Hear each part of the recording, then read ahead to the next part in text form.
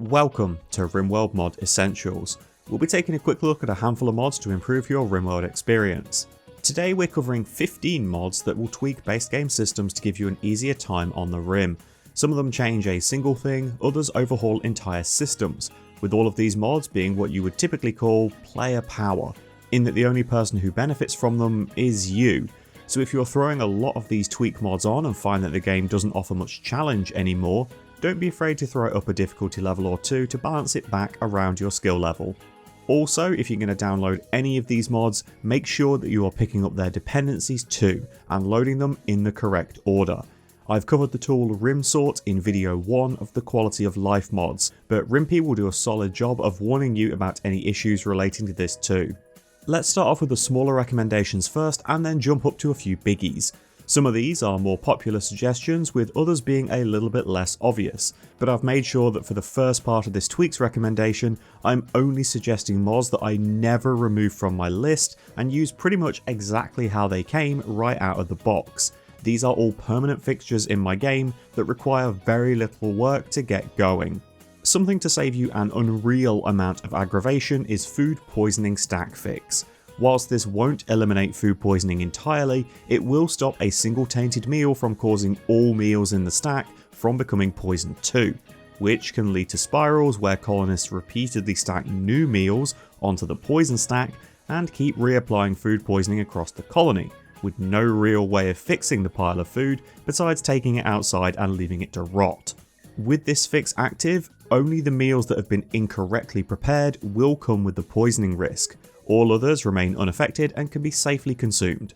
The reason that mods like that are really useful is if you plan on using something like Ogrestack, which dramatically increases the max stack size of materials, ingredients, drugs, food and, well, basically everything in the game. Whilst I understand that this mod is incredibly powerful, as it's saving you needing to spend resources to build things like shelves, as well as skipping out on establishing ridiculously sized storage rooms, storage itself isn't exactly a challenge in Rimworld, it's more of a tedious annoyance. This is also an incredibly customizable mod, with you being able to set the values to exactly what you would like for each colony, or you can leave it on the Ogrestack defaults and carry on with what you were doing. If you started a cannibal colony and were very quickly left scratching your head about what to do with all of these stacks of human flesh and leather generated from the recent raid, this might stop you pulling your hair out over having to build yet another room full of shelves. It even helps colonists carrying large piles of light materials, as now they're not limited by the vanilla stack size of 75, so that's a 2 thumbs up from me. Floors are almost worthless is another mod that's going to quite dramatically shift the balance in your game, in terms of how much wealth you're going to be sitting, or rather standing, on.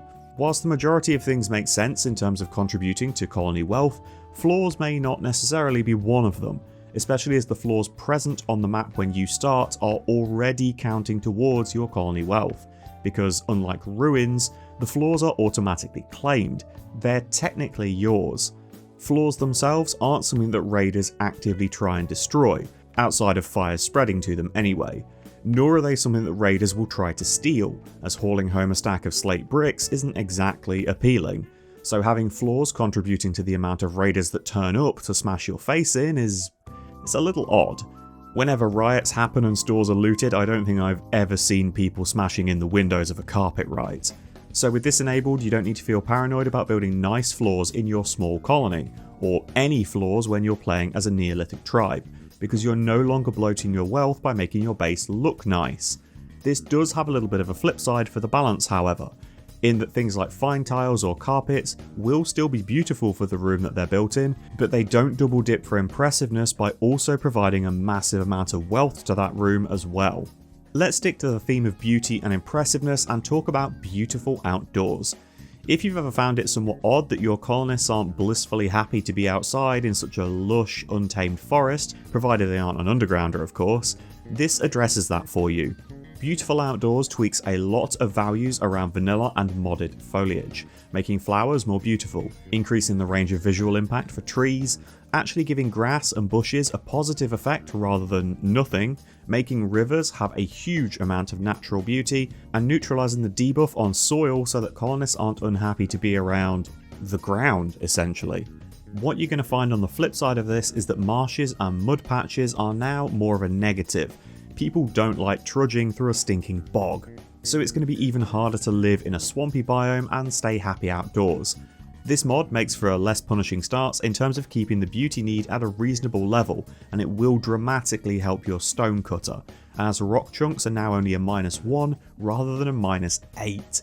Why a big old hunk of marble was deemed quite so ugly in vanilla is a complete mystery to me. In terms of other fixes for rocks, you've also got Morphs Assorted no crushed bodies. If you've got a little bit of experience under your belt, or perhaps a dash of PTSD after causing a cave-in, you probably aren't dropping mountains on colonists' heads anymore, but everyone does make mistakes from time to time, and explosive weapons being used inside a tunnel can often come with an unexpected consequence. The vanilla behaviour for a colonist killed by an overhead mountain collapse sees the body being completely obliterated, turned into such a fine paste that absolutely nothing remains. With this mod enabled, the colonist is still going to be a mangled corpse, but you'll be able to recover their body by mining the chunk that landed on their head. This will let you potentially revive them if you have a serum, or at least hold a funeral, as well as potentially letting you recover any gear that they had equipped too. It might just need to be worn by someone who's a little bit shorter and flatter. As an awkward segue from talking about strange shaped colonists, now we've got ugly together. This removes the social penalties when an ugly colonist interacts with another ugly colonist, like they're attending an incel convention. If you're playing in a colony that uses a lot of xenotypes like wasters, or perhaps some more Nosferatu-esque modded sanguiphages, this can be extremely beneficial to help them make ugly friends, instead of constantly hurling insults about one another's appearance, despite the fact that they themselves have skin that looks like a pensioner's ballsack. If social fights are still happening around your base because of things like those ugly colonists, the aggressive gene, or unfortunate traits, You Got Me might be able to help. This will stop people beating the ever-loving piss out of one another to sometimes lethal extents. Now you'll find that colonists stop social fights much earlier, when either enough pain has been accumulated from multiple small injuries, if a limb is at risk of being crippled, or if they've suffered a missing body part. Things like fingers, toes, eyes, ears and noses can still be smashed in a social fight with this mod enabled. They're just going to be far less likely to lose an arm, leg or their head. It does come with a few small caveats though. Masochists will keep fighting regardless of the pain that they're in. People with bloodlust will ignore these rules too and keep swinging until their opponent submits, collapses or expires.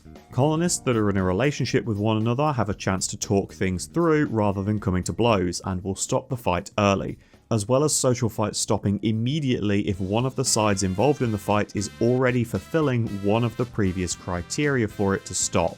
So if a social fight starts in the middle of a raid defense, but one of the parties has a few wounds from taking incoming fire, they're going to bury the hatchet and get back to dealing with the bigger issue at hand immediately.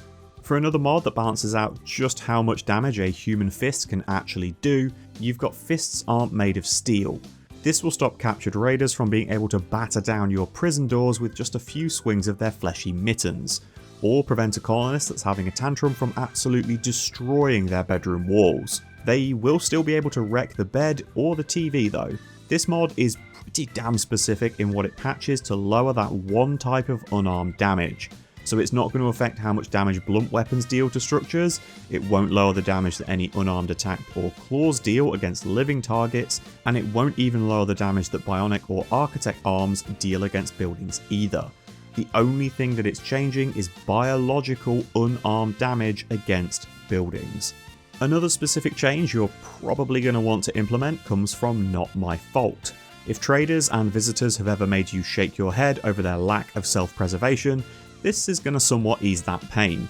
Whilst it can't stop the idiots from charging through a mech cluster that you were painstakingly avoiding for almost a quadrum, or them trying to use a cave system full of bugs as a handy shortcut, Not My Fault at least removes the diplomatic penalty from the inevitable bloodshed. This of course does come with a few exploitable features if you choose to engage with them, such as intentionally angering wandering Thrumbo near to trade caravans, or purposefully baiting bugs over to visitors so that they'll be killed and drop any valuables that they had on them. You will still be held accountable for your actions if you decided to, say, shoot one of their caravan animals in the face, but Technically it wasn't your fault if you tore down the ancient danger right next to them and had the angry mechanoids spill out and murder a bunch of them. After all, how are you to know what was in that obviously dangerous room? The final small tweak comes from no more lethal damage threshold.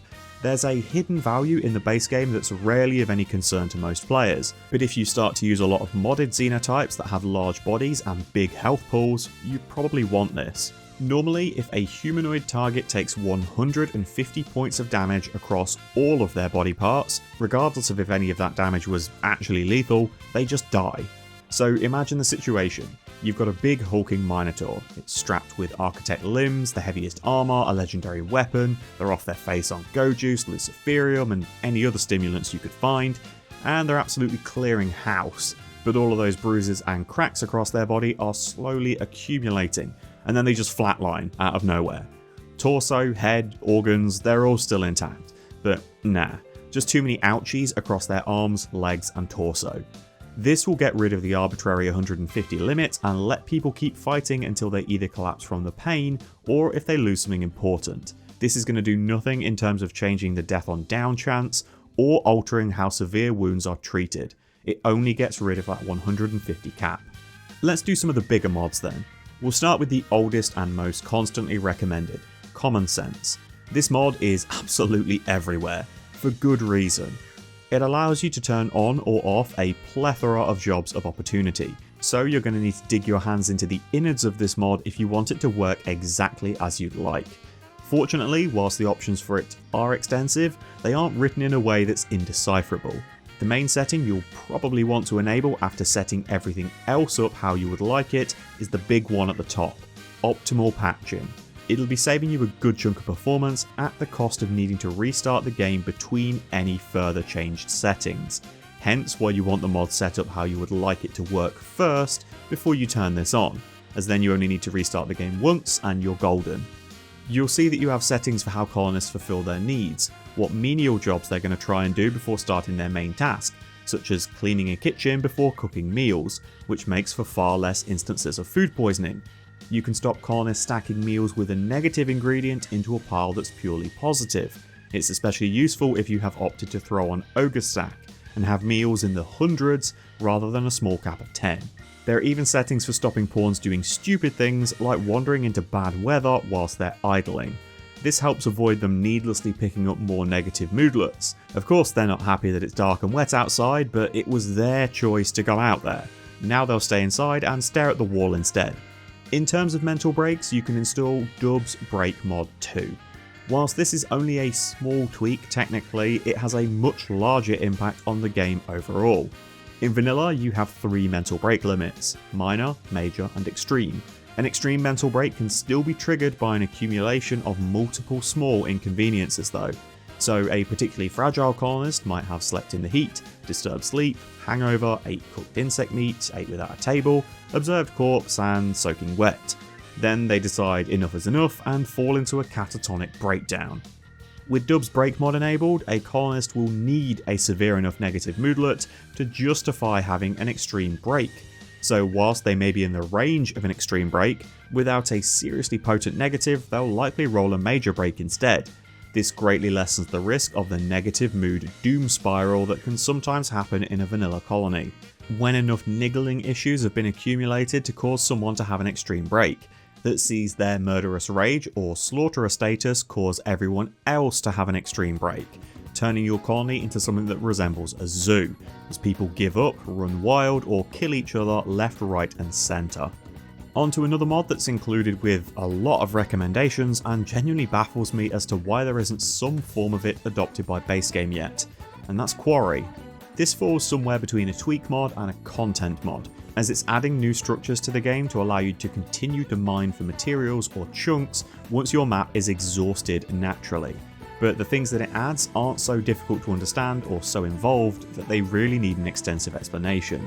Both the mini quarry and standard quarry work exactly the same, with the platform acting as a dedicated storage area to save time hauling the excavated materials all the way back to the base. Quarry also adds its own work type, after mining, So if they're set at the same priority, colonists are always going to prefer digging at a guaranteed deposit, like steel or components, as well as using deep drills, before they go to the somewhat random nature of the quarry pit. This is another mod that's highly customizable, so if you're happy to keep deep drills limited to the way that you get your underground resources and just want to use this as a way to get more stone once the map has been depleted, you can tweak it to work that way. Or you can make it the easiest source of plasteel on the planet and completely trivialize the game. Once you're done with the quarry, you're going to need to reclaim the soil, which by default is going to be pretty damn bad given how rough you've been with the land. But again, this is something you can tweak if you would rather not absolutely destroy the landscape when you're finished with your digging. And finally, a 2-in-1 recommendation. To help with dragging all of those materials back from your quarry to your base, you're going to want to use the combo of pick up and haul and while you're up. The latter is entirely optional. It's an expansion for pick up and haul that adds additional features, but you may find that if you're going to be using the first mod, you might as well improve it with while you're up. What pick up and haul is doing is automatically letting your colonists use their inventory to haul rather than just their hands. In vanilla, you're limited to hauling a specific type of resource at a time. So if you're clearing your kill box after a successful raid defense, colonists need to painstakingly return every weapon one by one to be smelted or traded at a later date. With pick up and haul, they'll simply bundle things into their pockets until they reach their carrying capacity, then head back and unload those things one by one. You can even have tamed animals able to better haul with this mod, making those colony doggos even better boys. On the flip side, while you're up adds in what is known as opportunistic hauling, which may sometimes send colonists slightly out of their way, with the benefit being they're going to save time on another job entirely by combining it with what they're about to do. You might find that they're going to go and grab a handful of leather to put on the shelf next to their tailoring bench before they continue making the Devil Strand duster, or that on the way to treat a patient in your hospital, they're grabbing some newly produced yayo and adding it into the drugs and medicine storage. What you'll find using this pair of mods is that it's going to dramatically increase the speed of your colony's progression, as they can actually get stuff done now. They're no longer wasting entire days having to clear your kill box, and they can quickly clear the remnants of a mechanoid cluster, scooping up precious components and steel in a single trip, so they don't need to stay outside of your walls in a dangerous spot for too long. Again, as you can probably tell by the kind of time you're going to be saving using mods like this is where that player power comes from. The less time you spend on hauling and cleaning, because it's going to be somewhat automated now, the more time you're going to have for research, crafting, gathering. Those days between raids are going to become a lot more productive, so the next time any enemies show up, they're going to be really confused as to how exactly the guys that previously had bolt action rifles are now shooting at them with charge weaponry. It's why you might want to up the difficulty a little bit or lean into a more active storyteller to keep you on your toes. I'm going to recommend the Ultimate Storyteller if you find that Randy is the most fun, but can sometimes be a little bit sleepy. It basically gives him a dose of yayo, so now you're getting more random more often. If you're watching this series because you're relatively new to modding, I would avoid throwing on factions that are marked as overpowered to try and balance the game back out, because you're likely going to end up in a spiral of adding more overpowered mods to help combat them and render the majority of vanilla content entirely redundant. There are plenty of tools in the base game kit to help up the challenge without needing to add enemies that have health in the thousands and weapons that vaporize entire settlements. If you'd like to see the current suggestion list of not only essential mods but also the larger content that I cover with the mod rundowns, it's available to view on my Patreon page. All of the posts there are completely free to read and it's pinned at the very top. If you'd like to support me in producing content like this, you can do so for just £1 a month. It gets your name in the credits of these videos and it helps me stay alive. Thanks for watching, folks. If you have any mods you'd like to see a full breakdown for or suggestions of mods you'd like to see covered, feel free to leave them in the comments, I might get around to them. I'll be back again soon with another part for Rimworld Mod Essentials. Wherever you are in the world, enjoy the rest of your morning, afternoon or evening. Take care.